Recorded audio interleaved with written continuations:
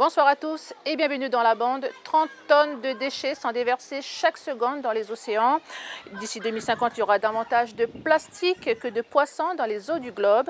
Une catastrophe écologique due à l'activité humaine. Des associations environnementales œuvrent dans le monde, mais à plus petite échelle, des personnes ont décidé de modifier leur mode de vie et de ne plus produire de déchets, comme Mélissa que nous retrouvons tout de suite.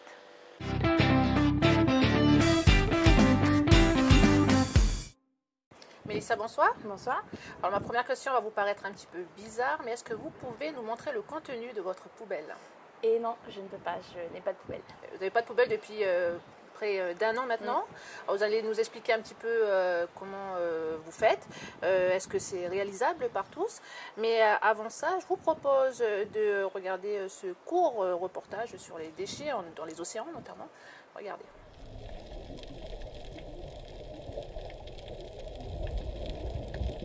Ces images ont été tournées en Indonésie en début d'année. Le plongeur britannique Rich Horner découvre une poubelle géante. Elle pourrait être rattachée au 7e continent de plastique découvert il y a 21 ans, cette monstrueuse masse de déchets qui s'est agglomérée dans l'océan Pacifique. 80 000 tonnes de déchets qui s'étalent sur une surface équivalente à 66 fois la Nouvelle-Calédonie. 80% des déchets proviennent de la Terre via les fleuves. Au début de l'année, une étude a démontré que l'ampleur de ce phénomène est beaucoup plus étendue que ce que l'on imaginait, jusqu'à 16 fois plus, en tenant compte des déchets devenus invisibles à l'œil nu. Les microplastiques, qui constituent une réelle menace pour la biodiversité.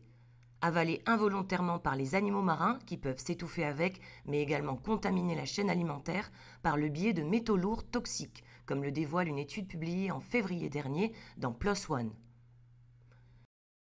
Une mission de nettoyage des mers menée par The Ocean Cleanup est lancée depuis 2 mois dans l'océan Pacifique. L'objectif est de nettoyer 50% de ce vortex de déchets en 5 ans.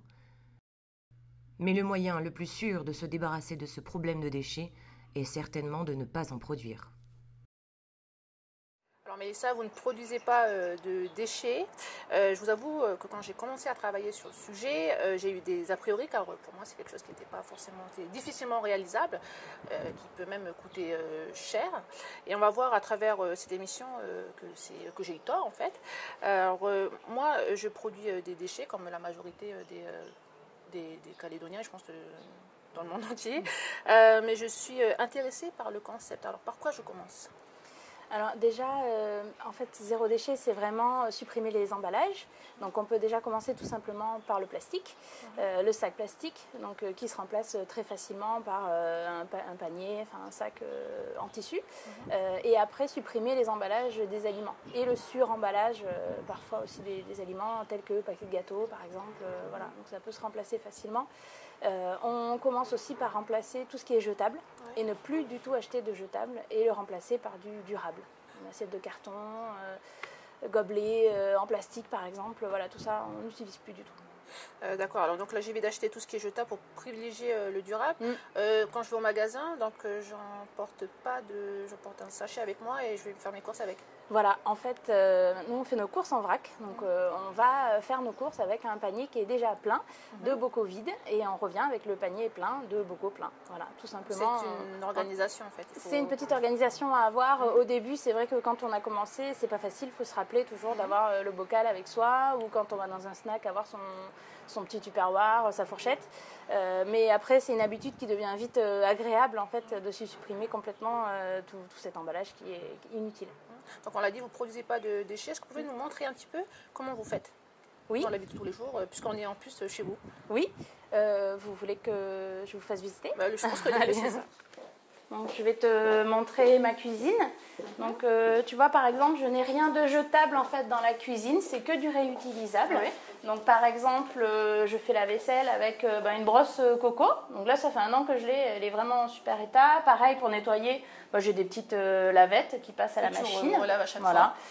Des pailles en bambou, ça c'est pour mon fils, il adore boire à la paille par exemple. Et puis mes petits sacs à vrac, voilà, quand je vais... C'est ce que vous utilisez en fait quand vous partez faire vos courses? Voilà, c'est ça. En fait, je fais mes courses alors avec mes petits sacs à vrac pour aller fruits, légumes, voilà. J'ai toujours mes petits sacs en tissu. Voilà, ça remplace les poches. Donc je vais te montrer mon garde-manger. Donc tu vois ici, il n'y a que des bocaux. Donc en fait, quand je vais faire mes courses, tout simplement, j'y vais avec mes bocaux, je les remplis. Oui. Donc c'est vrai que souvent on a l'impression que c'est plus cher quand on achète en vrac. Bon, c'est pas forcément le cas. Hein. C'est justement là qu'on a fait des économies. Alors pour ceux qui ne savent pas, la boutique en vrac, c'est quoi rapidement? En fait, ce sont plusieurs boutiques, soit les produits bio, en fait, les magasins bio, soit les boutiques vrac, où on va directement avec son bocal. Et là-bas, en fait, tu te sers sur, par exemple, pour les pâtes, il y a 5 à 10 kilos de pâtes, et puis tu te sers directement avec une petite pelle. Ouais. Alors là, par exemple, pour cette quantité de pâtes, ça équivaut à combien? Alors, par exemple, cette quantité-là, quand le bocal est plein, c'est 340 francs. Ouais. Voilà. Et donc, avec tout ce que... Est-ce que vous avez vu un petit peu un changement au niveau... financièrement, est-ce que ça a vraiment oui. baissé? Parce que pour moi, j'ai l'impression que ça coûte beaucoup plus cher quand on va dans un magasin bio. Après, ce qui est cher au début, c'est la transition. C'est-à-dire qu'il faut en effet qu'on ait des bocaux. Donc, on a fait beaucoup de récup sur les bocaux. Mais voilà, c'est ça qui est un petit peu cher. Après, sur le magasin bio, c'est pas forcément plus cher parce qu'en fait, on va consommer différemment. Il y a plein de produits qu'on va pas acheter. Comme quand on va dans une grande surface, on est beaucoup sollicité par la pub, le marketing, on a envie d'acheter plein de choses. Après, je fabrique pas mal de produits moi-même. Donc ça me fait faire des économies. Là, sur un an, on sait maintenant qu'on a à peu près entre 35 et 40 000 francs d'économies par mois. D'accord. Alors moi, je mange de tout. Est-ce qu'il a fallu que vous changez aussi vos recettes et tout ça? Parce que je ne sais pas si... Est-ce qu'on peut tout trouver dans ce genre de magasin? Alors, on peut tout trouver sauf le frais. Le frais, en fait, fruits et légumes, nous, on l'achète avec des paniers. On se fait livrer les paniers. Après, tout ce qui est frais, fromage, par exemple, crème, beurre, c'est encore compliqué. On a une fromagerie qui nous sert en vrac, mais par exemple, pour le beurre ou pour la crème, c'est pas le cas. Pour le beurre, par exemple, je garde tous les emballages du beurre. C'est mon déchet pour l'instant. Et si, par exemple, je prends de la viande ou du poisson, comment vous faites? Là, en fait, il faut aller directement chez le boucher. La plupart des bouchers acceptent nos contenants. Alors moi, j'y vais avec les tupperwares. Donc voilà, je prends les tupperwares pour le fromagerie, pour le boucher, pour aller à la poissonnerie, par exemple. Et ils remplissent notre tupperware. De n'importe quel boucher? Parce que tout le monde accepte que... Alors, c'est pas tout le monde, malheureusement, qui accepte nos contenants. En fait, sur le groupe Facebook, on a recensé tous les commerçants qui jouaient le jeu et qui acceptaient nos contenants. Et donc, on va les privilégier pour faire nos courses. D'accord. En fait, vous êtes aussi administratrice du groupe Facebook Zéro Déchet. Oui. Et dans lequel on peut voir cette liste. Voilà. Alors, il y a vraiment tout dedans, ce qui est huile, ce qui est même bonbons, ce qui est pâtes, condiments, l'assaisonnement. Il y a pas mal de commerçants qui jouent le jeu, donc il faut les privilégier. D'accord. Alors, je vois aussi au niveau des produits ménagers. Oui. On peut aussi faire du zéro déchet avec? Donc là, c'est vrai que ça fait partie de nos économies. Donc on a réduit vraiment les produits ménagers à ça. Donc du savon de Marseille, des cristaux de soude, du vinaigre blanc. Donc le vinaigre blanc que j'achète en vrac, là je l'ai fait tremper avec du citron, du thym martiniquais, c'est pour l'odeur. Et avec ça, je nettoie toutes les surfaces de la maison. Donc ça peut être l'évier, ça peut être les tables, voilà.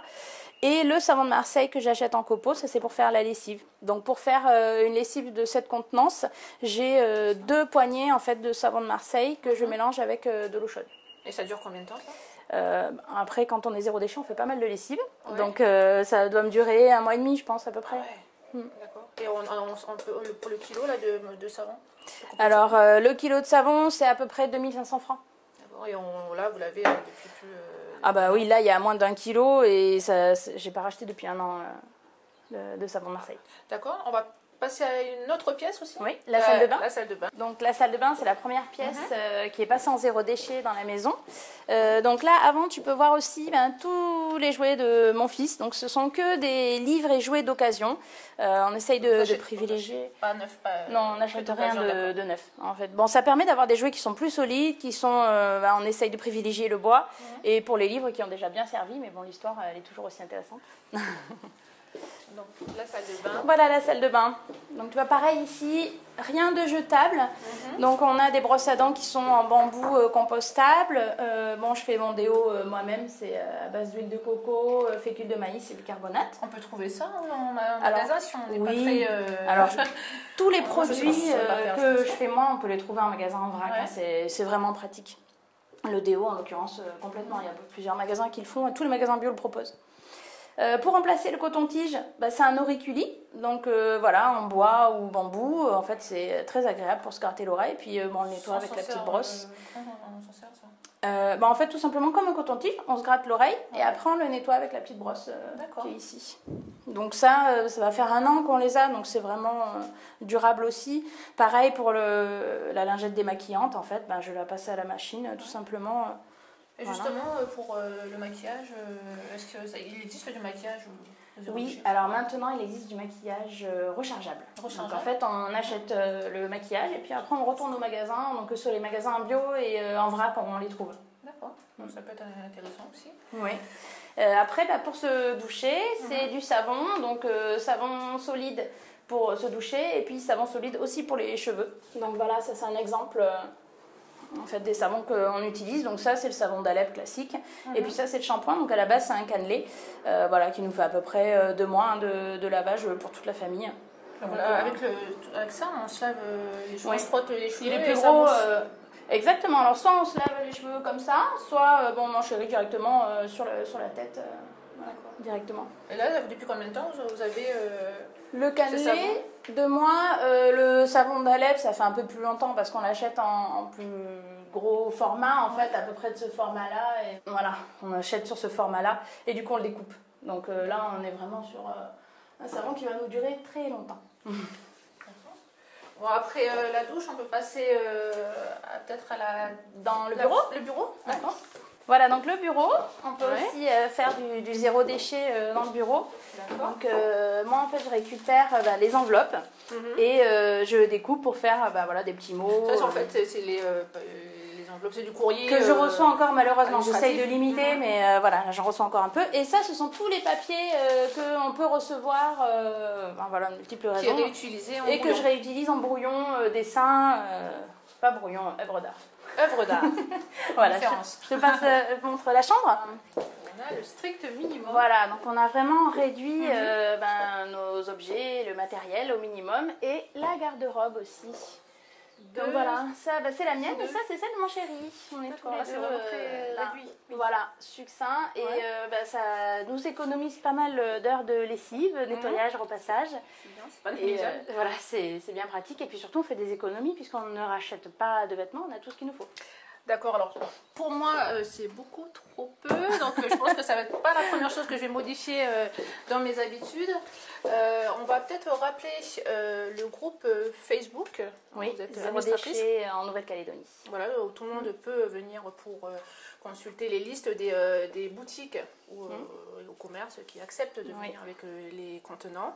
Merci Mélissa de nous avoir répondu à nos questions, d'avoir visité. Zéro déchet, c'est possible. C'est pas forcément cher, même on peut faire des économies. Et puis en espérant que ça vous inspire pour modifier un petit peu certaines habitudes. Voilà, merci à vous de nous avoir suivis. Excellente soirée.